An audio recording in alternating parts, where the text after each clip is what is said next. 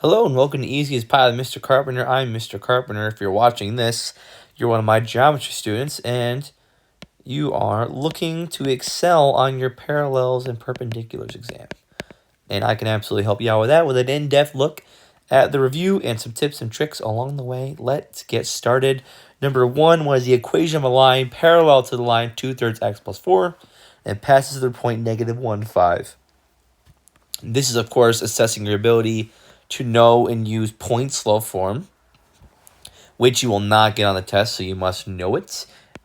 Is y minus y1 equals m times x minus x1, where m is the slope and x1, y1 is the coordinate of the point that it passes through. Right? Point slope form. Nothing crazy there. Well, it passes through negative 1, 5. So this is my x1 and my y1.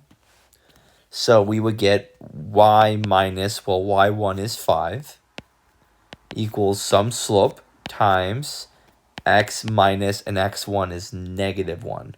So x minus negative 1, which of course would just be x plus 1, right? Double negative means it's a positive. So right off the bat, I can eliminate those two answers because they have the coordinates in the wrong spot. We read coordinates x, comma, y. So we know to put them in the right spots. So the real kicker is finding out what goes in the m, right? What is the slope of this new line going to be? It says it is parallel to this line, right? And this is where you have to understand where two things, if two lines are parallel, they must have the same slope. So the slope of this line is this value here that's being multiplied by x is 2/3. So my new slope must also be 2/3. And that is how we arrive at answer D. Y minus 5 equals 2/3 x minus 5. Now, if I had asked you not parallel, but perpendicular, now we're looking for a negative reciprocal, which means we would flip it and negate it. So 2/3 would turn into negative 3/2, and we would probably looking at something like answer C. But it did not ask for perpendicular, it asked for parallel, right? You can expect either one to show up, so be ready for both. And it's going to annoy me if I don't write this out nice and fleshed, so I will do that now. Y minus 5 equals 2/3 times x plus 1. Number two, Alvin, Simon, and Theodore, not the chipmunks, that would be crazy. They all studied the following image, which shows two parallel lines cut by a transversal. These are the parallel lines, obviously, because I use the parallel symbol. And they make the following statements. Angle 1 is congruent to angle 3, angle 4 is congruent to angle 5, and angle 3 is congruent to angle 7. Let's study all of their statements individually. Alvin claims that angle 1 is congruent to angle 3. So this angle is congruent to that angle. Those are supplementary angles. And supplementary angles add up to 180. So if they add up to 180, the only way they're congruent is if angle 1 and angle 3 are both right angles. And we do not know that information, right? Being correct means your statement is true under all circumstances, right? So making a blanket statement of 1 being congruent to 3, well, I can give you a counterexample. Therefore, this is not true all the time, and any answer that has Alvin in it is wrong. Would you look at that? There's only the only ones left is Simon and Theodore. That's the only way that this works. Because all the other answers have Alvin, and Alvin's wrong, so they can't be the right answer. But looking closer at Simon and Theodore, Simon says angle 4 is congruent to angle 5, which they are because they are alternate interior angles. And Theodore claims that angle 3 is congruent to angle 7, which they are because they are corresponding angles. So Simon and Theodore is the correct answer here. Know your angles, right? We have corresponding angles, alternate interior, alternate exterior, and vertical are the big four. And then knowing about supplementary angles as well is going to be a big, big help for you. Moving on, more multiple choice than usual in an exam, but it is for a reason. So number 3 is a puzzle. So we have angle A and angle B forming a right angle together. right? So if they are complementary angles, which means angle A, or the measure of angle A, plus the measure of angle B is 90 degrees. I know that for certain because I know what it means to form a right angle, right? Right angles are 90 degrees. So I will hold on to this statement for later. Right now, I'm going to dissect this image and see if I can find out anything more about it. And the answer is I can, because these are, you guessed it, vertical angles. They are vertical angles, and vertical angles are congruent to one another. So now I know that angle A is also 34 degrees. And you will be tempted to go over here and circle it, but you have to read, and notice I asked for angle B.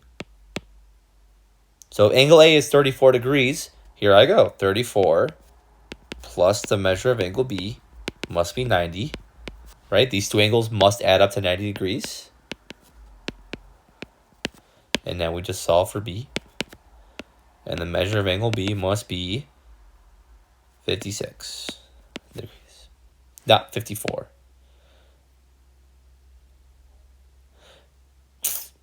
Did I make it oopsies? Yeah, that should not be, that should be 56. Yeah, 56 plus 34 is 90 degrees. I will make a note of that when I give this out to you. That is 56 degrees, not 54 degrees. But yeah, noticing the vertical angles, getting information about as much as you can at least, right? And then seeing that these two complementary angles add up to 90. So we can do 90 minus 34 and find the other angle. And the answers will correspond with a multiple choice answer on the actual test. Ideally.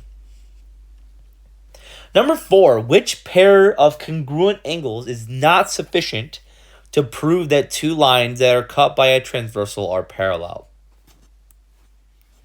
So, to show this, let's cut a transversal through two lines that are obviously not parallel. So the two red lines, obviously not parallel. I'll cut them with a transversal of some sort. Okay. What do we still find? We still find vertical angles. We still find vertical angles.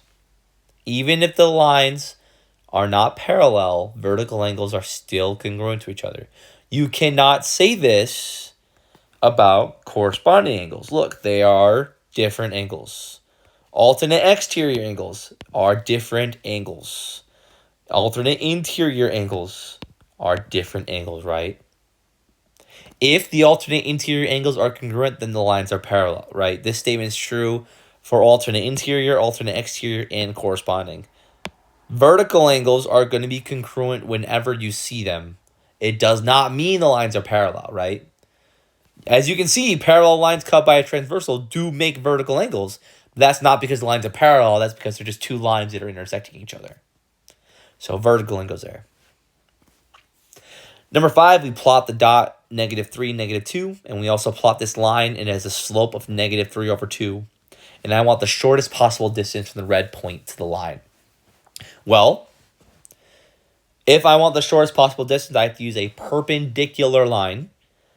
So if I want a perpendicular line, I need a negative reciprocal slope. And I already know the slope of that line is -3 over 2. So what is this negative reciprocal? Well, I will flip. And that will change its sign from a negative to a positive. So now the slope I'm going to take is +2 over 3. That's rise over run. So let's start at this point and use that slope until we hit our line. So got up 2, right 3. Up 2, right 3. Bam. That's where we lock eyes. So if I want to have the shortest possible distance, I need to travel that path in a straight line. Well, what's the distance between those two coordinates? We have -3, -2. And this is 1, 2, 3. That's 3, 2. So now we get to use our distance formula. We'll let that be our first coordinate. x1 and y1, x2 and y2. And we all know our lovely friend, the distance formula. x2 minus x1 squared, y2 minus y1 squared. Add them up and then put a square root over the whole thing. Forgive my singing voice, but we use that song and we will plug in what we know. x2 is 3, x1 is -3, so 3 minus -3. y2 is 2, y1 is -2, so 2 minus -2 squared. 3 minus -3 is 6, and 6 squared is 36. 2 minus -2 is 4, and 4 squared is 16. And 36 plus 16 is 52. So square root 52 is the distance from the red point to the line. A little bit of work, a little busybody work, but manageable, right? The big thing here was putting in your distance formula correctly and understanding that the shortest possible line is a negative reciprocal. Two things that I know you all know, but applying it, right, there is easy to make an oopsies, and that's okay. But that's why we look at these things before we do the test, right? On to the extended short response. Number 6 is like number 1, but it just asks you to do the busybody work. I want a perpendicular line, and it passes through 5, -2. Y minus y1 equals m times x minus x1. Well, my coordinate x1, y1, that is 5, -2. So those correspond with each other. My slope, the slope of this line is 3 over 4. The perpendicular to that would be its negative reciprocal. So we flip and we change its sign from positive to negative. So my new slope is going to be -4 over 3. And everything just gets plugged in. Y minus y1, which is -2, equals m, which is my slope, times x minus x1. And of course, you can do a little cleaning up. Y minus -2 is y plus 2. And we're done. You will ask, do I have to convert it to slope-intercept form? And the answer is no. No, you do not, because it asked for the equation of a line, and this is the equation of a line. Right? If they want you to put it in slope-intercept form, they will ask for slope-intercept form. Number 7, our partition. This is where we used our chocolate bar analogy. We start with a right triangle connecting the vertices. And we will go ahead and look at our horizontal line here. That has a distance of 1, 2, 3, 4, 1, 2, 3, 4, 5, 6. Okay, and we are going to partition to a ratio of 2 to 1. 2 to 1 means I want 3 equal pieces. 2 to 1 ratio, I need 3 equal pieces. AX will get 2 pieces, and XB will get 1 piece. Okay, well, this line segment is 6 units long. How do I divide it into 3 equal pieces? Well, 6 divided by 3 is 2, so every 2 boxes, I'll put a ridge. So 1, 2, ridge, 1, 2, ridge. Now it's in 3 equal pieces. So where do I place point X? It would have to go right here. Because AX gets 2 pieces and XB gets 1 piece. And of course, I want to partition the diagonal line. So I need to end with a perpendicular line drawn to here. That's point X. As state is coordinates. And it would be 1, 5.